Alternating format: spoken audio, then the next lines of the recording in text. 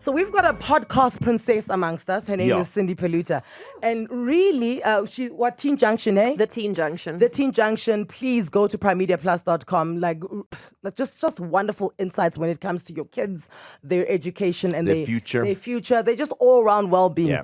And I'm pitching a new topic for our podcast princess.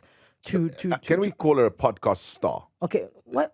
Not podcast princess. I like podcast princess. Okay, fine. I always wanted to be a princess. Somebody told me I was too big to be one. But that's a story for another day. Aren't you too mature to be a princess? Right, let's carry on. Podcast princess. Okay. Stick to the line here. Okay, fine. Podcast princess. The one thing I want Cindy to do in podcast is, when you're in the workplace, things happen, and there are fallouts, and, there's disciplinarians, what are those things? Disciplinary. There we go. See, don't even know what it is. Never had it. But the one thing I've heard from friends and acquaintances is that there are times when your company is investigating you. Yeah, you or outside. Yes, like they're investigating you, they're investigating your department. Yeah. Something is going on, and at times you're guilty, but at times you're not, and now you're just going to get splattered by blood that isn't yours. And this is what I want to discuss today. How far can your company take things when they're investigating you? For instance, are they allowed into your WhatsApps? Yeah, could they record you? Are they allowed to use your emails? Work emails to check and to dismiss you and things like that. Must be. This is why we've got founder and CEO of Forensic Investigations. His name is so fitting to his title. His name is Chad Thomas. Chad Thomas, welcome to Anele and the club, and thank you so much for giving us your time. Hello, Anele. Hello to the club, and hello to the listeners. Good morning, Chad. Okay, Chad. Chad, what are the telltale signs that I'm being investigated by my company? Sure. It's a broad question because there's so many reasons why you may be getting investigated and who you're being investigated by. Generally speaking, if an investigation is taking place, the company should advise you. Schedule 8 of the LRA speaks about the transparency of what can lead to a disciplinary process, and that if an investigation is taking place, people should be advised of it. Generally speaking, in the letter of appointment, and the company standard operating procedures, they should speak about what kind of procedures they would follow should they find malfeasance within the organization or suspect malfeasance, and also what their policies are in respect of polygraphs, etc. So people have to read very carefully the company standard operating procedures, code of conduct, and their letters of appointment. What do you find is the one thing we always overlook? Because now I've got a job and I'm excited to have a job and there's all these contracts I'm just signing. I'm like, when is my salary coming into my account? You get so excited that you forget that you kind of do give away a bit of your privacy and your freedom when it comes to these things, especially if you're using the company Wi-Fi. So in your experience, what have you found that people just like overlook and it could come back to bite them in the bum? I think employees and consumers in general, especially the South African public, will sign anything if they know that they're going to get a car, if they know they're going to get a loan, if they know they're going to get a job. Nobody reads the small print. They just sign. They're just excited, like you said. They're getting a car, they're getting a salary, they're getting a loan, and they don't tend to look at the small print. Now, let's talk about the privacy aspect, because that's what this insert's about. Everybody talks about privacy, and everybody speaks about POPI, and everybody's an expert on the POPI Act, and they will tell you exactly what POPI is all about, and they actually don't know. POPI was introduced because of our Constitution. Section 14 of the Constitution enshrines one's right to privacy. Section 14B, the right for digital privacy. But what people forget is Section 36 of the Constitution limits your rights. So though you have this overreaching right of privacy, it's limited. And that's why we have two acts. The one's called POPI, the Protection of Personal Information Act, and the other's called PAIA, the Promotion of Access to Information Act. Now, when you look at these acts, the custodian of these two acts is the information regulator, and they come out and they tell you what your rights are, etc. But what they don't tend to mention, and nobody goes and reads the act, is that there are exemptions within that act. Oh, no. And that act allows for the investigation for things such as fraud, correctional services, if they're looking at parole, etc. Even with the National Credit Act, there's a section written in about consumer reports and who can and cannot draw consumer reports on an individual. However, for fraud awareness, detection, and investigation, they can pull somebody's consumer report without their consent.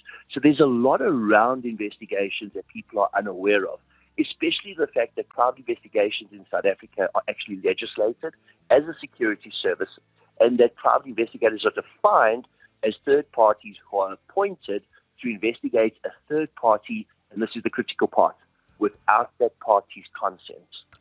Oh, so they can investigate you. Oh my God! So can my company record me, and where can they use? So can they record me without me knowing? At work. At work, and obviously, can they use that to dismiss me? And can they use that in a court of law?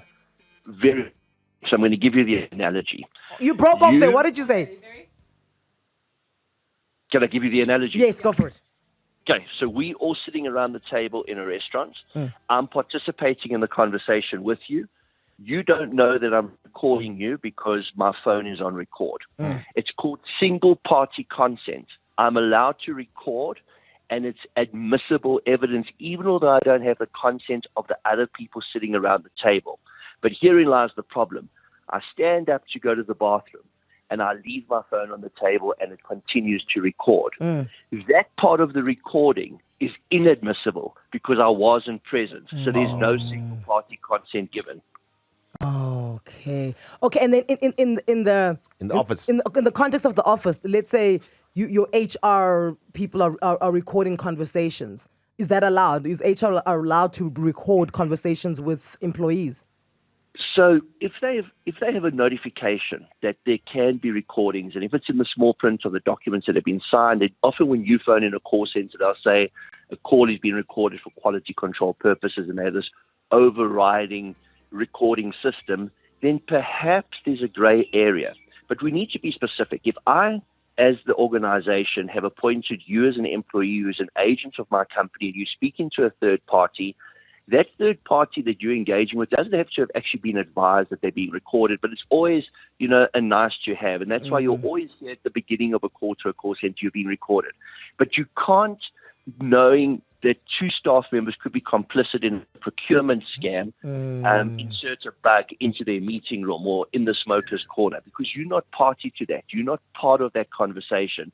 So it's inadmissible to record that. Only the police would be able to do that in terms of what we call a Section 252A if they're working a project into a high-level organized crime syndicate. So, Chad, how serious an investigation would have to be going on, or how serious a charge would I have to be facing for my employer, for example, to have access to my phone, my laptop, etc.? Well, it all comes down to the ownership of the phone, the laptop, etc. If it's given to you for work purposes, they are allowed access to it. If you're using their email server and you're using it for work-related purposes, they will be able to access that. There's a lot of gray areas within the law. We've also got an act known as the Cyber Crimes Act, which was promulgated and came into effect December, I think, 3 years ago. A brilliant piece of legislation because for the first time, it criminalized the theft of incorporeal property. So if you're deciding that you're going to go start your own parallel business to the job in which you're doing, and you take the company secrets, the client lists, the confidentiality agreements, the markups, and you go start a new company, you can actually be charged criminally now, because you took that from that company, and you most probably took it from a digital device. So theft of incorporeal property is now a criminal offense in South Africa and can be prosecuted as such. So people are being investigated for stealing company secrets, stealing confidential information, sales lists, markup lists, client lists. They're being investigated for colluding with people in terms of the signing of contracts where they're going to get kickbacks. And of course, if you're exposed to what we call PEPs, politically exposed persons, that perhaps are involved in a tender deal, some other arrangement, then those investigations are going to take place. And because of our grey listing with FATF right now, enhanced due diligence has become a major thing. In the past, you had to know your client, you had to do beneficial ownership checks, but now you also have to know your staff members and make sure that they're not exposed and make sure they're not involved with shady characters. So enhanced due diligence isn't just on an organization you're planning on doing business with, but now also on your staff members, especially senior staff members, staff members involved in procurement, and staff members involved in HR. I'm being told to wrap, and this is why I said this needs to be a podcast. Our podcast princess is going to have to do this. She's got one question, and then we're wrapping it. Just a quick yes or no. If I'm using my own personal phone, okay, and I'm chatting to somebody on WhatsApp, but I'm using the company Wi-Fi, can the company check my phone? No. Okay. Okay. Thank you, Chad. That's the only reason we called you. Thank you. I'm joking. Chad, you are so knowledgeable. You are such incredible. a pleasure to listen to. Really, we could speak to you forever. Thank you so much for your time. I'm pretty sure other people pay for this, but you gave it to us for free. So thank you so much. Round of applause for Chad, well please. done. That's amazing, Chad. There we go. I'm out of here. Founder and CEO of Forensic Investigations. You want this guy on your side. When the poo hits the fan, this is the guy you want on your side. So get to him right now. My question, please, 011-8838-947. Swing us voice notes as well, 084-0000-947. Have you ever been investigated by your company? Right? Because here's the thing, as soon as you're being investigated, because the company is bigger, it's the Goliath in the situation, you think to yourself, it's over for me, that's it. I want to know, have you ever been investigated? Did you win it? Like, what happened? What tactics did they use? What did they do? Do they walk in, take your laptop? Yeah. Were your, that thing, what do they call it when you can press? The biometric fingerprint scanner. You were trying to scan yourself into the building. It said, I worked for a bank and I brought a syndicate operation to their attention. I saved them 250,000, but while investigating what I brought to their attention, they actually investigated me. Once I was cleared, I then resigned because the trust was just broken after that. I once had to have a polygraph test done at my office. I was called up in the morning to say there's things that's been said and you've been accused of. I passed all 12 questions and the woman that was trying to get rid of me failed. Won't God do it? Oh, yeah. Won't he do it? There he is. Hallelujah. Jade, talk to us.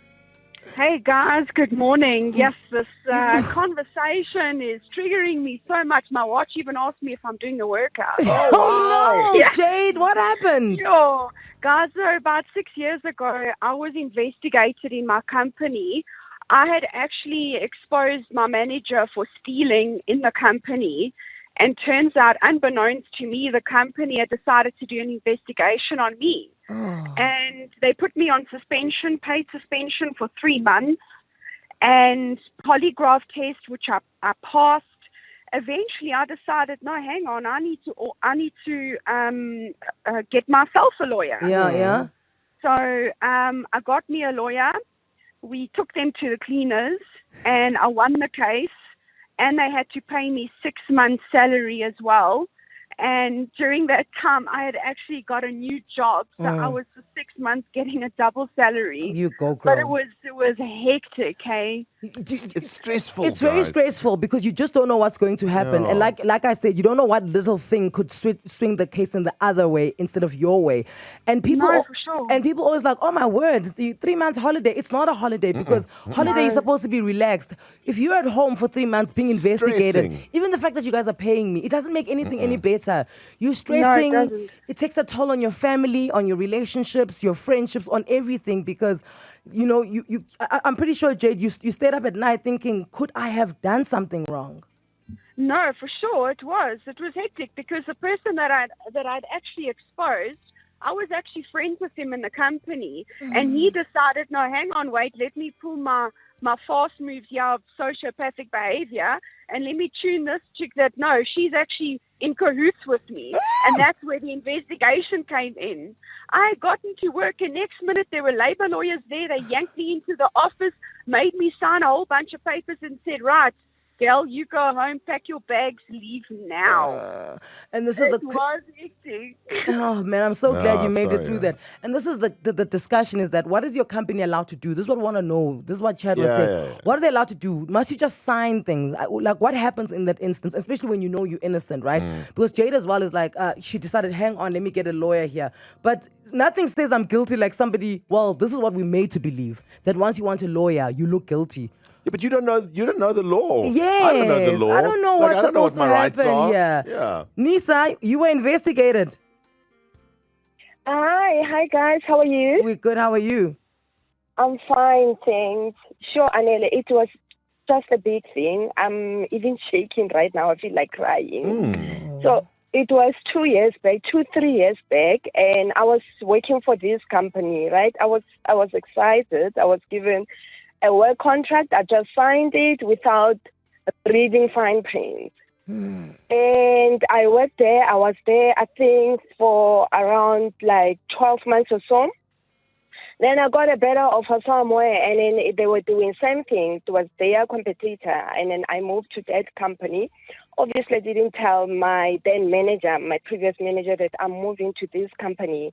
But he was excited to me that, you got something better. Please bring the laptop and everything. And then I was so surprised how I don't have to be on a notice period. And he was like, no, don't worry, bring the laptop.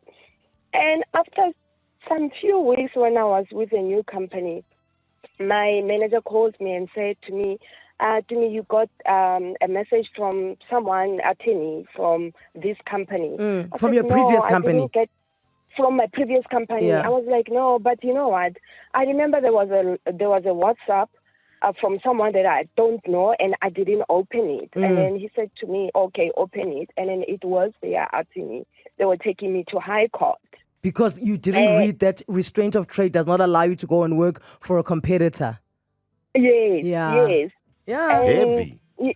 Heavy. Heavy, guys. It was such a big thing. My